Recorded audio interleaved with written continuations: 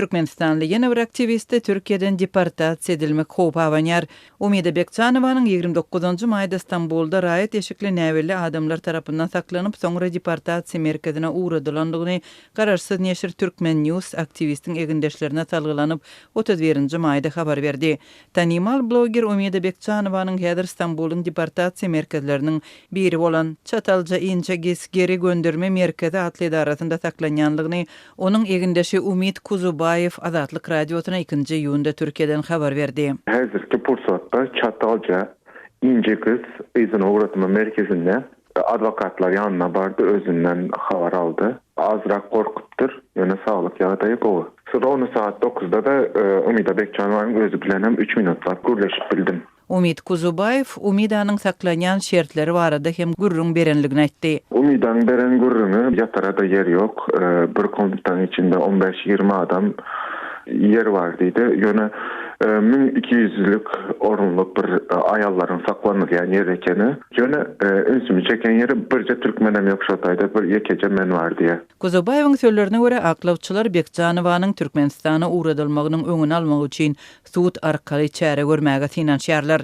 Umida Bekçanova Türkmenistan'daki problemalar barada açık çıkış eden Türkmen bloggerlerinin biri.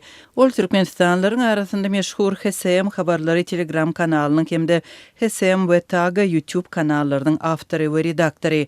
Kararsız Türkmen News neşri Umida Bekçanovan'ın tutsak edilmegine degişli çap eden maglumatında yananın özlerini polisiya işgärleri hükmünde tanadan rayet eşikli adamlar tarafından ele salınandığını haber verip Şveçya'da yaşayan Türkmen opozisyoneri Halmurat Höyünova talgılandı.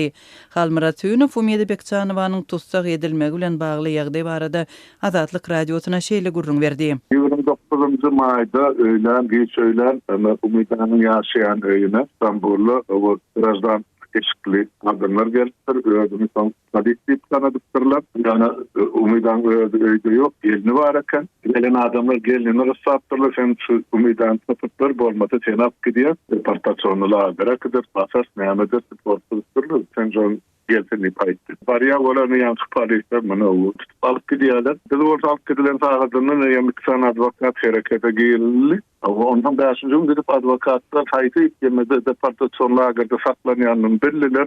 Sonra advokatlar işi suda geçirmek barada yer tutupdurlar. Halmurat Höyünov bloggerin tutsak edilmeginin sebebi siyasi matlaplı diýip hasap edýär. Men görýän zadım onun sol yankı insan hukukları boyunca edýän çıkışları Türkmenistan'ın konstitusiýasyny madda okap halkymyzy düşünürüp şeýle çıkşady bolýar. Ondan bol ödýörete websaýty bar Türkmenistan'ın ayal gyýlarynyň arkalaşygy Taga. Ona soň ýol başlasy şeýle aktiv denen soň hereket üçin ana aňyrda bir oglyna türme basdylar. Ejebi elini işletjeksinlik. Beýle gowluny gurup ýenjip bu elektroşoker bilen gynattyrlar. Dip Halmurat Höyünov Azatlyk Radyosu'na 2. iyunda gurrun berdi. Umida Bekçanovan'ın tutsak edilmegine adam hukuklaryny goraýjylar tarapyndan aradalanma bildirildi. Human Rights Watch guramatynyň wekili Rachel Denver Umida Bekçanova barada gyssaly habar ýaratdy. Türk häkimetleri Türkmen blogçysy, aktivisti Umida Bekçanowany İstanbuldaky howa menziline ekitdi we onu zor bilen ekstradisiýa etmegi ähtimaly. Onuň ol ýerde syýasy matlaply tutsaklygy we gynamalara sebäwar edilmegi mümkin. Bu besedilmeli. Dip Rachel Denver 1. iyunda X hasabında yazdı.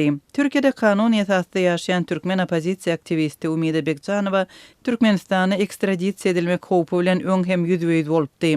Şöyle ýanwar aýynda Bekçanova özüniň Türkiýede ýaşamak üçin resmi ruhsatynyň şondan 4 ay ozal ýatyrlandygyny bilip galypdyr. Oňa bu barada bankdan habar gelipdir, emma migrasiýa düzgününe degişli bu wajyp ýagdaý barada daşary ýurtlar aýata resmi görnüşde wagtynda habar ýetirilmendir.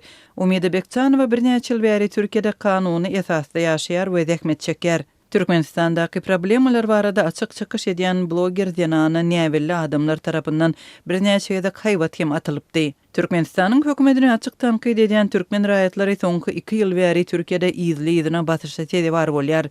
2023-nji ýyldan bäri ençime Türkmenistanly Türkiýeden we Orsetden gizlin ýagdaýda watanyna uğradyldy.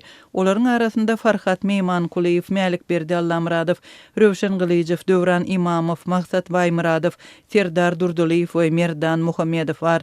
Ýene iki sany türkmen blogeri 28 aprelden bäri Türkiýanyň deportasiýa merkezlerinde saklanýar. Ankaranyň deportasiýa merkezinde saklanýan türkmen aktivistleri Alişer Sakatow we Abdullah Urusov Türkiýede kanun esasynda ýaşaýan hem bolsalar olar bir günde tutsak edildi we Ankaranyň deportasiýa merkezlerine yerleştirildi.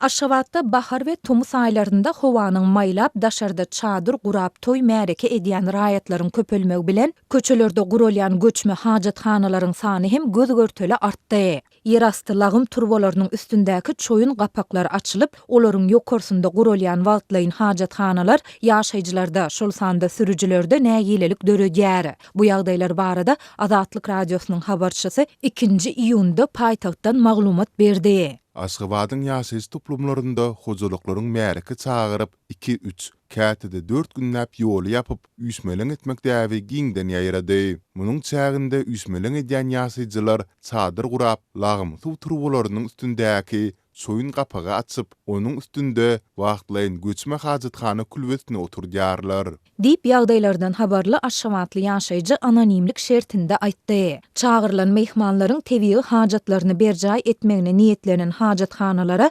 berkararlyk etrawynyň Hitrovka, Bagtyarlyk etrawynyň Gypçak, Herrikkala, Ýasmansalyk, Şor we Garadamak ýaşaýyş toplumlarynda ýygy-ýygydan duş gelse bolýar. Ulo geçýän köçeleriň köplenç orta arasynda gurulýan hajathanalar ulo şeýlede hususy awtobuslaryň we mikro awtobuslaryň sürüjileriniň köpüsinde nägilelik döredýär. Olar göçme hajathanalar zerarly käte köçelerden asla geçip bolmaýandygyny aýdýarlar. Kätede uloň ýarysyny ýan ýoldadan sürüp geçmeli bolýar. Munyň ulogy ziýan ýetirýän halatlary hem bolýar. Awtobuslar we mikro awtobuslar bolsa, diňe aýlaw ýollary bilen geçmeli bolýarlar. Sürüjiler ýoly ýapýanlara köplenç paýyz sözleri aýdýarlar. Dip paýtagtly sürüji anonimlik şertinde aýtdy. Göçme hajathanalar ýaşaýjylaryň köpüsinde hem nägilelik döredýär. Olar munyň ne howpsuzlyk ne de arasaçylyk kadalaryna gabat gelýändigini belleýärler. Yerasty lagym suw turbolarynyň geçýän çukurlaryna hajathana zerurlyklaryny berja etmek nä derejede dogry. Üstesine de çukuryň agzy örän uly oňa adamlar şol sanda çagalar hem gaçyp bilýär. Dip Aşgabatly ýene bir ýaşaýjy anonimlik şertinde aýtdy. Ýaşaýjylaryň ençemesi bu ýagdaýa häkimetleriň şol sanda yerli polisiýa we öý dolandyryş edaralarynyň işgärleriniň hem hiç şeýle çäre görmeýändigini belleýär. Bu edaralaryň işgärlerine iýmäge toy paý azyk berilýär. Olar toy paýyny höwes bilen alyp, ýaşlar bagtly bolsun ýa-da sadakaňyz kabul bolsun diýip aýdýarlar we ýaşaýjylaryň göçme hajathanalar barada edýän şikaýatlaryny görmezlige salyp geçýärler diýip ýaşaýjy aýtdy. Aşgabatly synçylaryň bir näçesi bu ýagdaýlara Türkmenistanda dünýäniň ösen ýurtlarynda bolşýaly ýöriteleşdirilen göçme hajathanalaryň tas ýok bolmagynyň sebäp bolýandygyny aýdýar. Bu hajathanalar tapdyranda hem olaryň bahasy aşa gymmat bolýar. Ilatda lagym howduna turwa çekip çatmak mümkinçiligi bolman soň olar iň aňsat usuly ýagny çoyun gapaklary açyp üstünde wagtlaýyn hajathana oturtmagy saýlap alýarlar. Hökümet hem bu ýagdaý bilen ylalaşýan ýaly bolup görünýär. Dip Aşgabatly synçy anonimlik şertinde aýtdy. Azatlyň bu ýagdaýlar barada agzalan etraplaryň polisiýa bölümlerinden we etrap häkimliklerinden telefon arkaly tesbir almak synanşyklary oňy netije bermedi. Türkmenistanda raýatlaryň köçelerde hajathana zerurlyklaryny berjaý etmek mümkinçiligi şol sanda ýöriteleşdirilen göçme hajathanalaryň ýetmezçiligi bilen bagly meseleler häkimetler tarapyndan geçirilýän köpçülikliň medeni çärelerde hem ýygy-ýygydan ýüze çykýar. Mart aýynda Ahal welaýatynyň merkezi şäheri Arkadagdaky ähli halk bag ekmek çäresine gatnaşan talyplaryň ençemesi 12 sagatlap çöreksiz, suwsuz saklanandyklaryny, hajathana zerurlyklaryny açyk meýdanda berjaý etmeli bolandyklaryny gurrun berdi.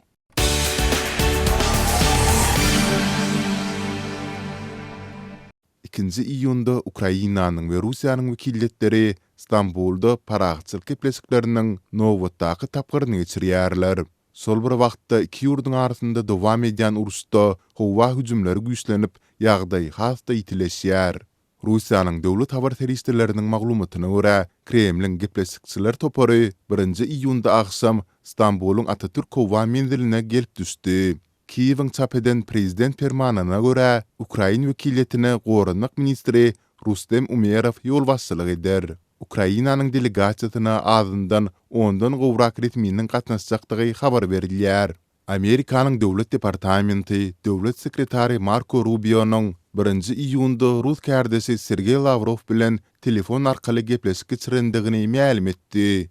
Döwlet departamentiniň maglumatyna görä, telefon gepleşigi Russiýanyň başlangyjy bilen geçirildi we Rubio Amerikanyň prezidenti Donald Trump'yň ursy dowamly paraxçylyk bilen tamamlamak üçin gönik gepleşikleri dowam etdirmek baradaky çağrısyny gaýtalady. Gepleşikleriň öňü tirasynda Ukraina özüniň gepleşik pozisiýasyny güýçlendiren ýaly bolup göründi. Ukrainanyň howpsuzlyk gullugy 1 iýunda Russiýanyň durly ýerlerinde onlarça uzak ağırlığı uçyan bombalayıcı uçurlarına dronların kömegi bilen zarba urandygyny aýtdy.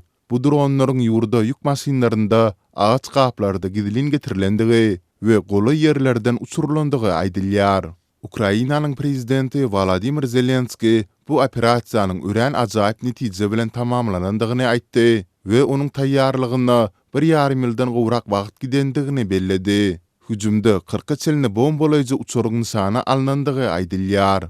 Gepleşikleriň öňü tirasynda taraplaryň pozisiýalary bir-birinden düýpli tapawutlanýar. Bilermenler möhüm öňe gidişlige garaşmaýarlar. 30 maýda Zelenski Russiýanyň gepleşikleriň netijesiz geçmegi üçin ähli çäre baş goşýandygyny aýtdy.